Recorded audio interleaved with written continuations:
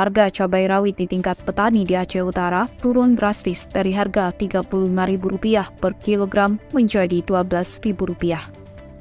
Bahkan di hari Senin 2 April 2023, harga cabai rawit diperkirakan akan jatuh di harga 9 hingga 10.000 per kilogram.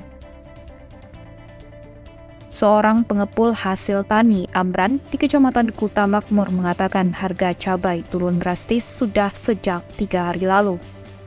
Hal itu karena melimpahnya stok dan kurangnya permintaan pasar semenjak memasuki bulan Ramadan. Amran mengaku setiap harinya ia biasa membeli cabai dari petani di berbagai wilayah hingga mencapai 30 kg. Namun sayangnya saat dijual ke pasar, cabai yang dibawa hanya terjual setengahnya saja dan hal itu terus berulang lantaran daya beli masyarakat tidak stabil. Sementara dari sisi petani, penurunan drastis harga cabai juga disebabkan oleh masa panen yang serentak.